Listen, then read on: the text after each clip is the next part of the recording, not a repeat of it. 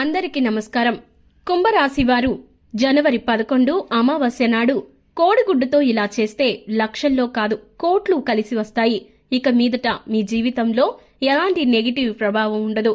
మీకు అన్ని విషయాల్లోనూ ఎంతో సక్సెస్ఫుల్ లైఫ్ ని లీడ్ చేస్తూ ఉంటారు. ఇక మీకు తిరుగే ఉండదు అనే విషయాన్ని ఎంతో స్పష్టంగా చెప్పుకోవచ్చు.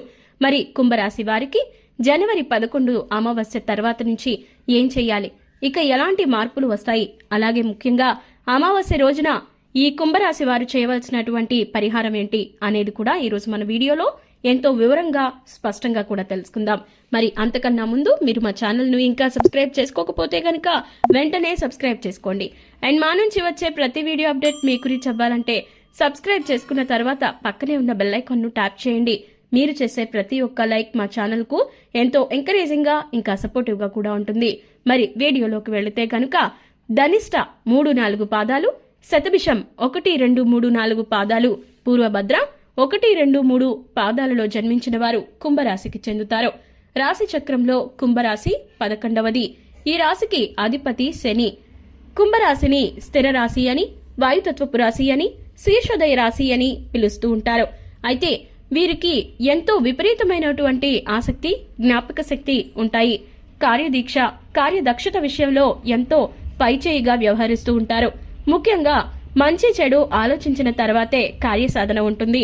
దాంతో పాటుగా కుంభరాశి వారి మీదే అందరి కళ్ళు, అందరి వ్యామోహం ఎక్కువగా ఉంటుంది. ఎందుకంటే ఈ రాశి వారు ఎంతో తెలివిగా వ్యవహరిస్తూ ఉంటారు. అందరికీ తలలో నాలుకలాగా ఉంటారు. అంతేకాదు వీరికి అతీంద్రియ శక్తిపై ఎక్కువగా ఆసక్తి ఉండడం కూడా గమనిస్తారు. అలాగే వీరు ఏ పని చేసినా అది మనస్ఫూర్తిగానే చేస్తారు. ఎలాంటి ఆశయం లేకుండా వీరు పనులు పూర్తి చేయడం పట్ల అందరూ కూడా ముచ్చటగా ఫీల్ అవుతూ ఉంటారు. ఈ కారణంగా ఈ కుంభరాశి వారి మీద ఎక్కువగా చెడు దృష్టి, నరదృష్టి, నరఘోష ఎక్కువగా ఉంటాయని చెప్పుకోవచ్చు. ఇక కుంభరాశి వారు సున్నిత స్వభావులు కాబట్టి ఏ చిన్న మాట అన్నా వెంటనే నొచ్చుకుంటారు. అదేవిధంగా కొన్ని విషయాలలో వెంటనే నిర్ణయం తీసుకోలేరు. ఏ నిర్ణయం తీసుకోవాలి, ఎప్పుడు తీసుకోవాలి, ఇలాంటి విషయాలు తెలియక ఊగిసలాడుతూ ఉంటారు. దీని ఫలితంగా కొన్నిసార్లు సమస్యల్లో చిక్కుకునే ప్రమాదం ఉంటుంది. చాలా మంది దీనినే అవకాశంగా తీసుకుంటారు. అయితే కుంభరాశి వారు అందరినీ కూడా సహాయం చేసే గుణాన్ని కలిగి ఉండడం వల్ల ఈ రాశి వారిని అందరూ కూడా ఇష్టపడతారు. దాంతో పాటుగా అందరికీ తలలో నాలుకలాగా వ్యవహరించడం వల్ల కుంభరాశి వారి మీద కళ్ళు ఎక్కువగా ఉంటాయి. ఈ కారణంగా వీరు తరచుగా దృష్టికి గురవుతూ ఉంటారు. అయితే ఈ కుంభరాశి వారికి ఎవరినీ కూడా అవహేళన చేసి మాట్లాడడం అనేది నచ్చదు. ఉన్నది ఉన్నట్లుగానే మాట్లాడడానికి ఇష్టపడుతూ ఉంటారు. తాము చేసే పనులు మాటల్లో కాకుండా చేతల్లో చూపించడం కూడా ఎదుటి వారిని ఎక్కువగా ఆకర్షిస్తూ ఉంటుంది. ఇక కుంభరాశి వారు సాంకేతిక విద్య, వైద్య విద్యలలో రాణిస్తూ ఉంటారు.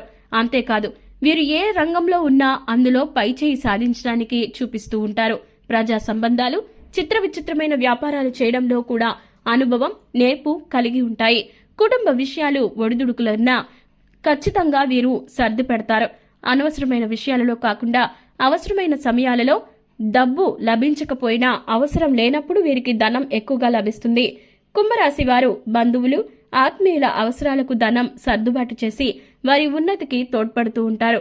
సమాజంలో ఉన్నత స్థానాలలో, గౌరవ స్థానాలలో ఉన్న వారి వల్ల అన్యాయానికి గురవుతూ ఉంటారు. అయితే ఇతరుల పక్షపాత బుద్ధికి మాత్రం నష్టపోతారు. అకస్మాత్తుగా వీరికి రాజకీయ అధికారం కూడా చేకూరుతుంది.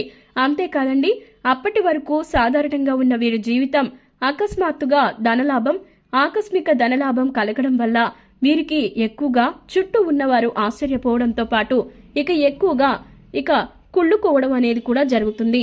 కానీ కుంభరాశి వారు ఏకపక్షంగా తీసుకున్న నిర్ణయాల వల్ల మాత్రం ఇబ్బందులు ఎదుర్కోవాల్సి వస్తుంది.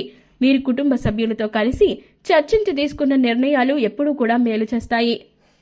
అలాంటి కుంభరాశి వారి మీద ఖచ్చితంగా ఎక్కువ మందికి నెగిటివ్ దృష్టి ఉండడం వల్ల వీరి జీవితంలో ఎక్కువగా జబ్బు పాలవడం లేదా అప్పుల పాలవడం, అది కాకపోతే ఆర్థికంగా సమస్యల్ని ఎదుర్కోవడం ఇలాంటివి ఎక్కువగా చూస్తూ ఉంటారు. కాబట్టి ఖచ్చితంగా ఈ జనవరి 11వ తేదీన పుష్య అమావాస్య వస్తుంది.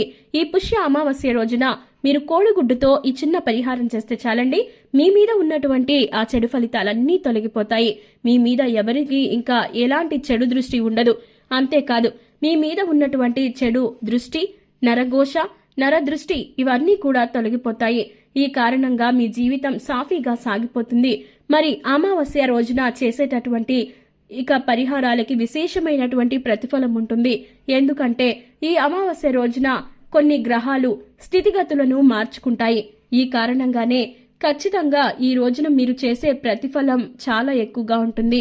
మీరు చేసే పరిహారం ఏదైనా కానివ్వండి, అమావాస్య రోజున చేస్తే మాత్రం ఖచ్చితంగా మీరు సత్ఫలితాలని చూస్తారు. మరీ ముఖ్యంగా చెప్పాలి అంటే ఈ అమావాస్య రోజున మీరు ఇక ఇలాంటి పరిహారాలు అంటే నరదృష్టి, నరఘోష పోగొట్టుకోవడానికి చేసేటటువంటి పరిహారాలు గనక చేస్తే మీ జీవితంలో మీరున్నటువంటి స్థితిని మార్చుకోవచ్చు. మరి కుంభరాశి వారు ఈ అమావాస్య రోజున ఎటువంటి పరిహారం చేయాలి, ముఖ్యంగా కోడిగుడ్డుతో ఏ పరిహారం చేయాలో కూడా ఈ రోజు మన వీడియోలో తెలుసుకుందాం. అయితే అమావాస్య ముందు రోజే మీరు కోడిగుడ్డులు గనక లేకపోతే మీరు దగ్గరగా పెట్టుకోవడం మంచిది. ముందుగానే ఒక 2 కోడిగుడ్లని తీసుకొచ్చుకోండి.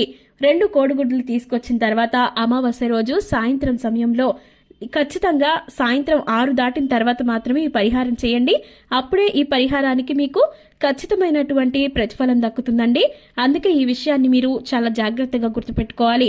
ఇక ఈ 2 కోడిగుడ్డుల్ని మీరు తీసుకొని నలుపు రంగు పదార్థంతో అంటే కాటుక లాంటి పదార్థంతో మీరు కాటుకని తీసుకొని ఈ కోడిగుడ్డు మీద 2 కోడిగుడ్ల మీద కూడా ఇంటూ మార్కును వేయండి. ఇంటూ మార్కును వేసిన తర్వాత ఈ 2 కోడిగుడ్లని మీరు ఎడమ చేతిలో పట్టుకోవడానికి ప్రయత్నించండి. ఒకవేళ మీ చేతులు గనక 2 కోడిగుడ్లని పట్టుకోలేకపోతే మాత్రం 2 చేతులతో ఒక్కొక్కటి పట్టుకోండి. అంటే కుడి చేతిలో 1, ఎడమ చేతిలో 1. ఈ విధంగా పట్టుకున్నా కూడా ఎటువంటి సమస్య రాదు. అయితే ఈ కోడిగుడ్లు మాత్రం మీరు ఈ పరిహారం పూర్తయ్యే వరకు ఎట్టి పరిస్థితుల్లోనూ పగలకుండా చూసుకోండి. అయితే ఇప్పుడు ఈ విధంగా ఇంటూ మార్క్ వేసిన తర్వాత మీరు ఈ కోడిగుడ్లని 2 చేతులతోనూ లేదంటే ఎడమ చేతిలో పట్టుకొని చక్కగా ఇల్లు మొత్తం తిరగండి. మీరు వంటగది, దేవుడి గది, అలాగే మీ బెడ్రూమ్స్, ఇక మీ ఇంట్లో ఎన్ని గదులుంటే అన్ని గదులు మొత్తం తిరిగేసేయండి. ఇలా తిరుగుతున్నప్పుడు మీ మీద ఉన్నటువంటి చెడు దృష్టి పోవాలని కోరుకోండి. అలాగే మీరు ఆర్థిక సమస్యలు, ఆరోగ్య సమస్యలు, ఇలా చెడు దృష్టి ఫలితాల వల్ల మీరు ఎక్కువగా బాధలు పడుతుంటే వాటి నుంచి విముక్తి పొందాలని కూడా కోరుకుంటూ ఉండండి. ఈ విధంగా చేసిన తర్వాత మీరు మొత్తం మీ మీద కూడా 3 సార్లు సవ్య దిశలో, 3 సార్లు అపసవ్య దిశలో దృష్టి తీసుకోండి. మీ చేత్తోనే ఆ కోడిగుడ్లతో దృష్టి తీసుకున్న తర్వాత వాటిని అదే రోజున కొంచెం దూరంగా వెళ్లి 3 దారులు కలిసిన చోట అంటే 4 రోడ్లు కాకుండా 3 దారులు మాత్రమే కలిసి ఉన్న చోట ఈ 2 కోడిగుడ్లని అక్కడ పెట్టి వచ్చేయండి. ఇక మీరు ఎట్టి పరిస్థితుల్లోనూ దాని దగ్గరికి వెళ్ళకూడదు. ఇక ఆ తర్వాత మీరు ఇంటికి వచ్చేసి కాళ్ళు చేతులు శుభ్రంగా కడుక్కొని భగవంతుడి దగ్గరికి వెళ్ళి మీరు దండం పెట్టుకొని ఇక నా మీద ఎటువంటి చెడు దృష్టి ఉండకూడదని మనస్ఫూర్తిగా కోరుకొని ఆ తర్వాత మీరు మనశ్శాంతిగా ఇక దేవుడి కుంకుమ పెట్టుకొని పడుకోండి. ఇక మీకు ఎటువంటి నర సమస్యలు ఉండవు. అంటే నరఘోష, నర దృష్టి ఇట్లాంటి సమస్యలు ఏవీ లేకుండా మీ జీవితం సాఫీగా సాగిపోతుంది. ఇలాంటి మరెన్నో ఇంట్రెస్టింగ్ వీడియోస్ కోసం మా ఛానల్ను సబ్స్క్రైబ్ చేసుకోండి. ఈ వీడియో ఎక్స్ప్లెనేషన్ కనుక మీకు నచ్చినట్లయితే లైక్ చేసి మీ ఫ్రెండ్స్ అండ్ ఫ్యామిలీస్కి షేర్ చేయండి. ధన్యవాదాలు.